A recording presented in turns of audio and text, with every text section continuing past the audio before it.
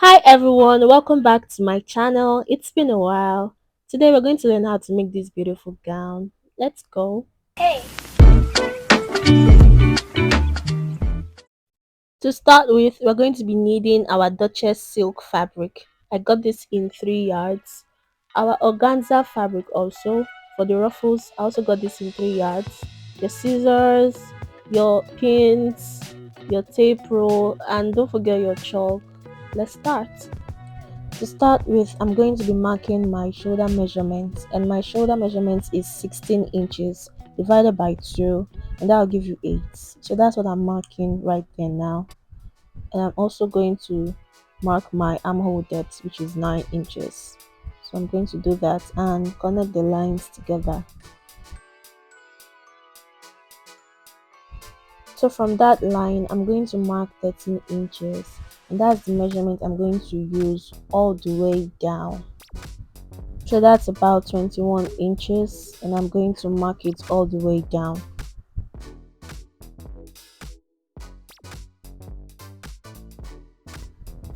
So now I'm going to measure the length of my gown, and my full length measurement is 58 inches.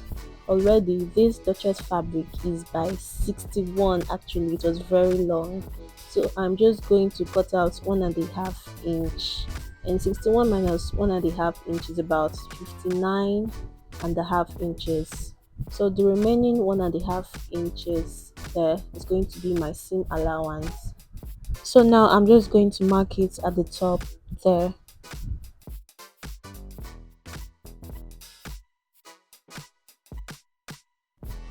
Then connect the lines like so.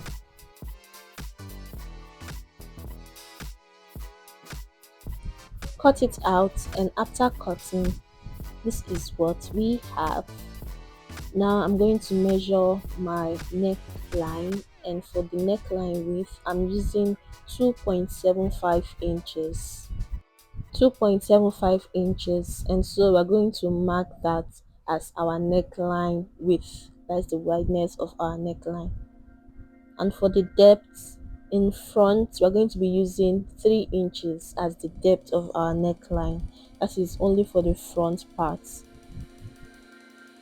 We're going to mark that and form a curve like this.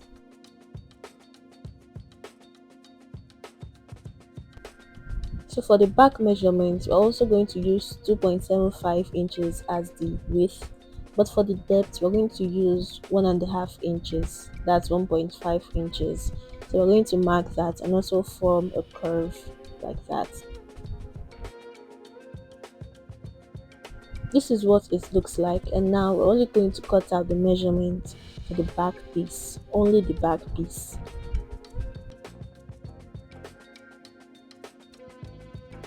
After cutting, we take out the back piece.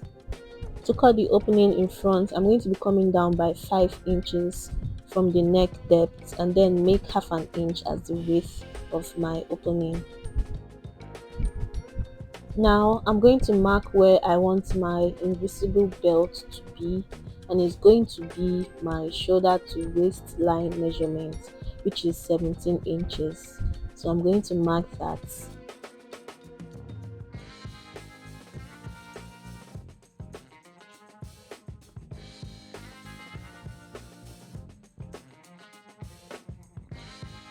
Now my waist circumference is 32 inches, so 32 divided by 4 will give me 8. So from the midpoint there, I'm going to place my tape rule and then measure 8 inches, and that is what I'm doing. It is on that point that I will sew my belt. We're going to flip this over and do the same thing for the other side. 17 inches as my shoulder to waist measurement, and then 8 inches as my waist circumference measurement. So we're going to mark the same thing I did for the other side. That is done, and now we're going to cut our belt, and for this we're going to fold our fabric in two. Now I'm going to mark 25 inches as the length of my belt, so I'm going to mark that there.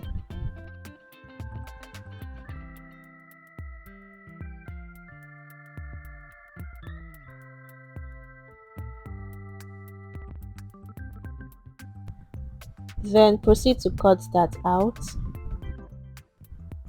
And now we're going to cut out the width of our belt. I'm going to use 2 inches, so 2 inches times 2 is equals 4. I'm also going to add 1 inch as our seam allowance, so that is 5 inches in total. I then connect my lines and proceed to cut it out. So by the time you fold it and join, you have 2 inches as the width of our belt. Now I'm going to cut out the facing for our front piece, and to do this we'll fold this piece of fabric in two and place the front piece on it like so.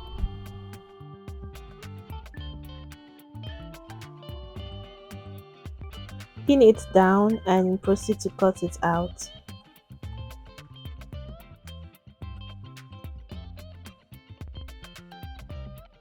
Now from that point we're going to measure the width of our facing, and I'm going to be using 3 inches plus 1 inch for our seam allowance because I'm going to fold the facing. So I'm just going to mark 4 there and then cut it out.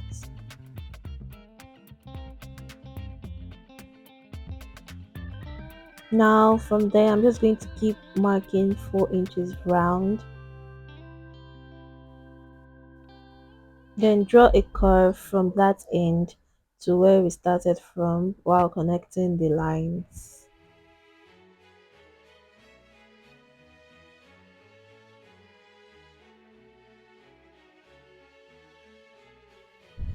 So this is what the facing looks like when you're done cutting. It's time to cut the organza, and so I'm going to fold it, and while it's on fold I'm going to cut out that edge because I don't like it. If you like it you can leave it, but I don't like it, so I'm just going to cut it out.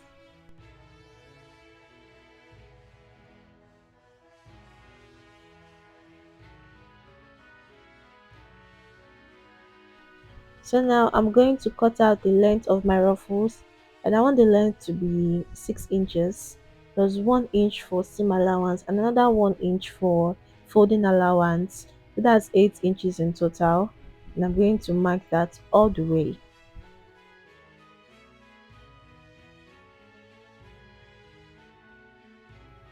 Draw a straight line and then cut through that line. We're going to be cutting about 6 strips, and after cutting the first strip we're going to place it on top like this to cut the second one, and we're going to be doing that for the third, fourth, fifth and sixth. Just keep going, keep going. If you want your ruffles to be fuller you can cut more than 6 strips, but for mine I did only 6 because I had only 3 yards of organza fabric, so more organza, more ruffles.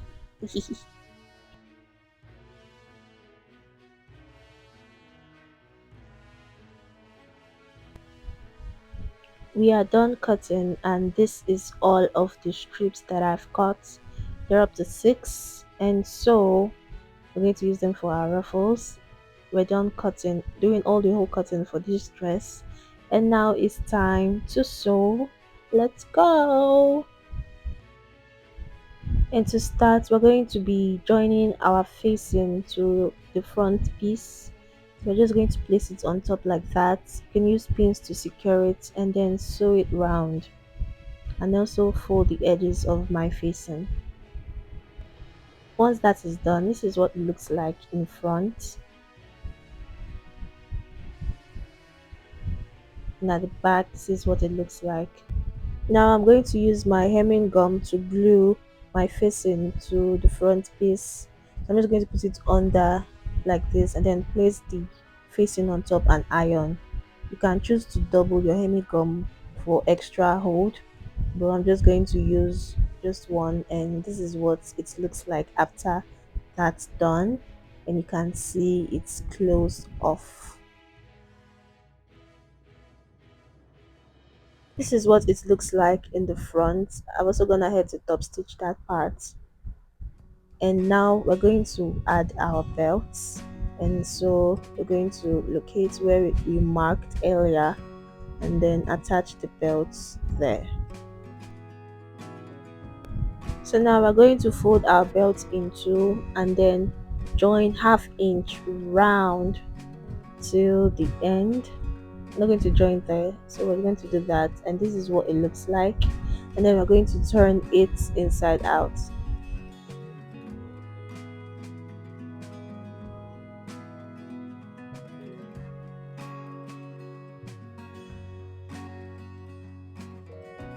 So we're going to iron this, and after ironing, this is what it looks like. Then we're going to take that rough edge and tuck it in.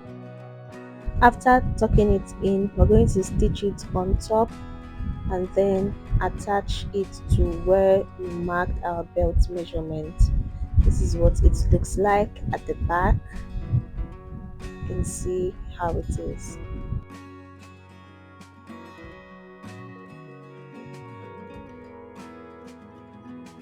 And this is what it looks like in the front.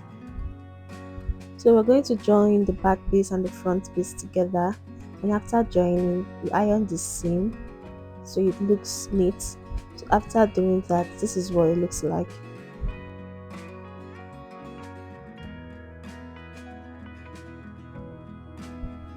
So now we're going to measure the neckline round so we can cut our collar.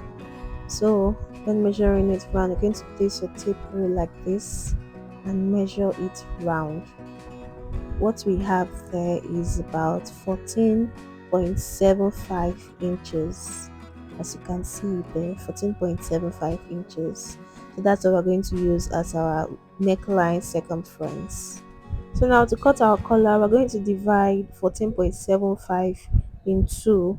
To easily get that, you just bend your tape rule and then press it. So just do as I do, and then you get the figure of 14.75 divided by 2. You're just going to place it on your paper and then mark it.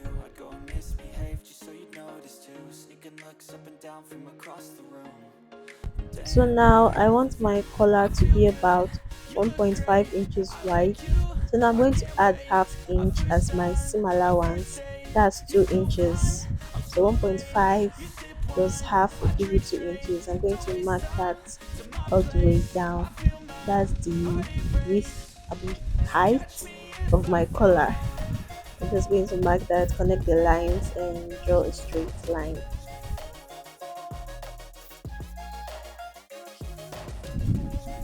So from that point, I'm going to be going up by half an inch there, and also half an inch there at that edge. And I'm just going to draw a line right where my previous line was. So it's going to be in a slant, just like this. Do the same thing for the other side, slanted line, just like this. I'm going to use another marker so I can just highlight those lines properly. And that's where I'll be focusing on the slanted lines. So now we're just going to draw a curve on that edge for our collar, and that's how our collar will be. Just a nice curve.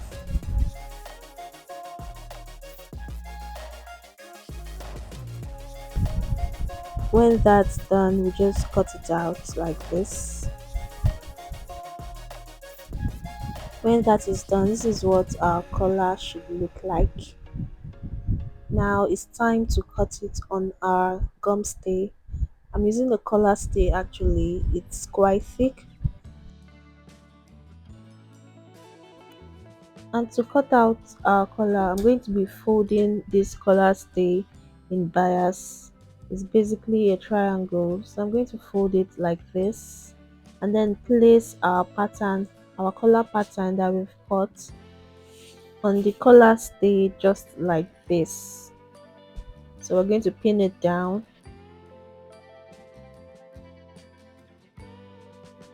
Now after that, we're going to be adding about half inch for our seam allowance there. Now we already added half inch to the width of our collar, so we're going to add half inch there. So watch closely. I'm going to mark half inch.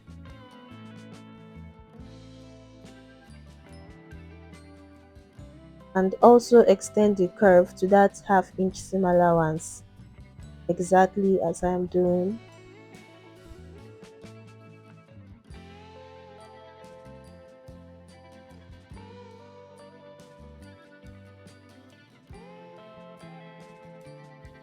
When that's done, we proceed to cut it out.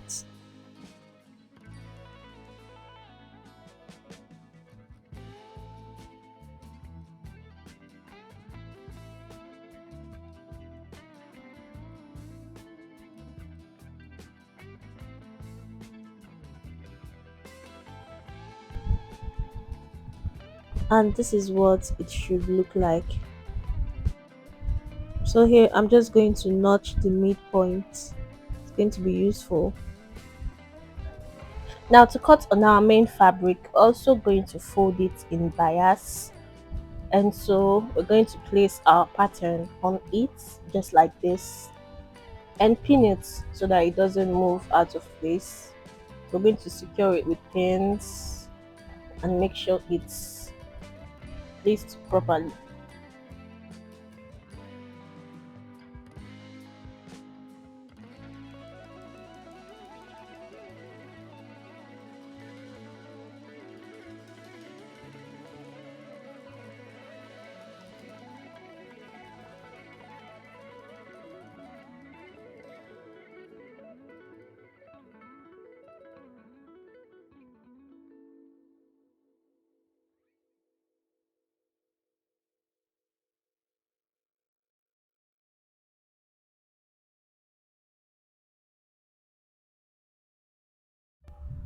Now we cut out the excess so we can just focus on the remaining parts of the fabric.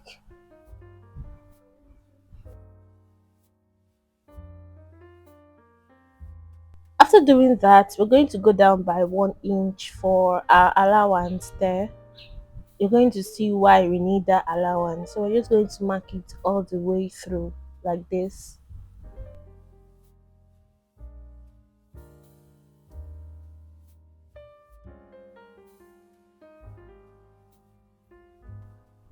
Now we proceed to cut out our main fabric.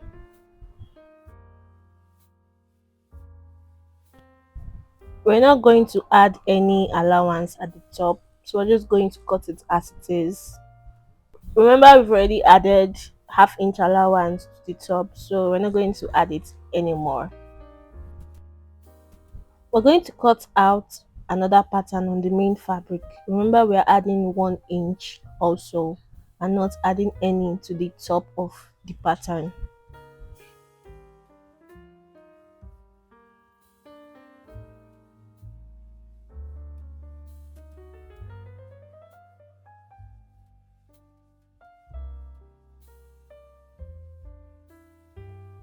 So this is how it should look like. Now what we're going to do is to place our gum stay, the shiny part, that is where the gum is. So we're going to place it on top. First, let's notch our midpoint, that's the middle part of the fabric. After doing that, you place the gum stay on top. Make sure it aligns with the midpoint of the main fabric, just like how I'm doing. Now this is what it should look like after ironing. See how nice it looks. So now for the other fabric, we're also going to determine the midpoint and notch it just like this. That's 1 inch allowance we left. We're going to fold it upwards just like this and iron it with our hemming gum so it just stays in place. We're also going to do that for the other fabric.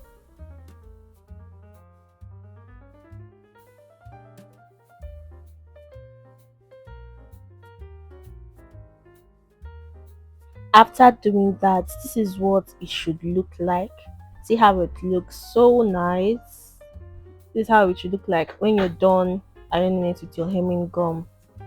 And the back piece also, we took the 1 inch upwards and ironed it with our hemming gum. So now we're going to pin our fabric together so that we join it. Pin the midpoint to the midpoint. That's where you start pinning from. To just pin it to secure two of them in place. So we secure everything with pins just like this. After securing it with pins, this is what we have. Now, from that midpoint, we're going to be taking the measurement of our neck circumference. And remember what we have was 14.75 inches. We're going to bend our tape rule to get the midpoint of 14.75 inches. That's divided by 2. My calculator says it's 7.375, but we're just going to use our tape rule to just determine the midpoint, and then we're going to mark the first edge where the tape rule stops, and then mark the second edge at 14.75 inches. So just do as I do.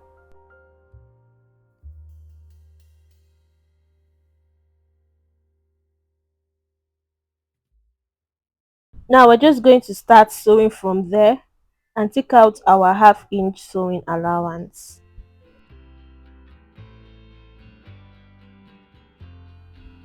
And after sewing, this is what it should look like. Now we're just going to trim off the excess fabric.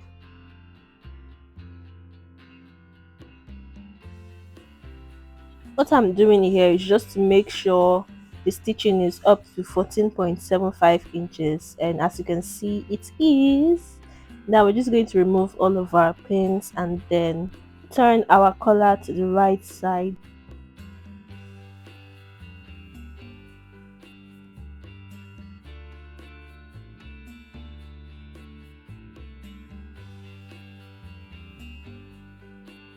Don't forget to iron it, and this is what it should look like after ironing.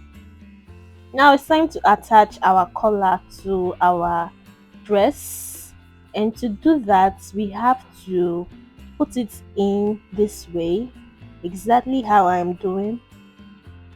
Just place it inside the collar like so.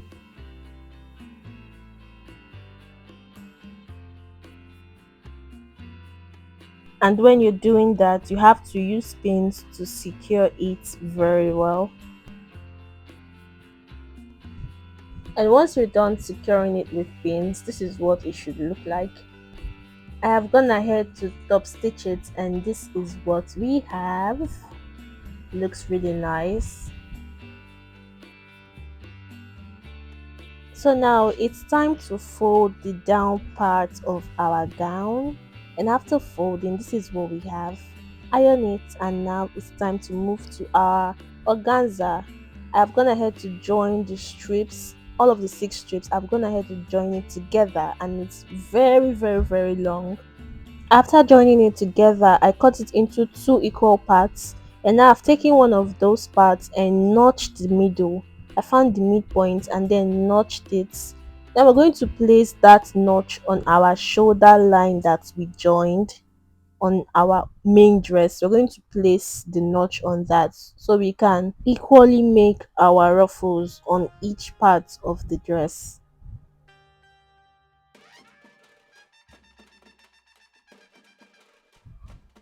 And this is what we have. See how nice it looks. Don't forget to iron yours. And for us to join our front piece and our back piece together, we're going to pin the shoulder line exactly as I am doing. You know, this fabric is very silky, so you have to make use of a lot of pins. And from that shoulder point, I'm going to mark 17 inches. That is my shoulder to waist measurement. That is also where we joined our belt. So I'm just going to mark that. And from where I joined the ruffles, I'm going to take in 2.5 inches. You can make yours longer than that, but I'm going to make mine 2.5 inches.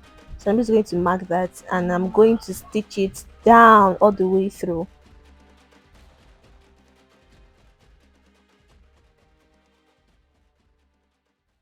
And guys, this is how our gown should look like. And when you tie your inner belt, see how snatched the waist is. Thank you so much for watching till this point. Don't forget to like, share, comment, subscribe, and I'll see you in my next video. Stay jiggy!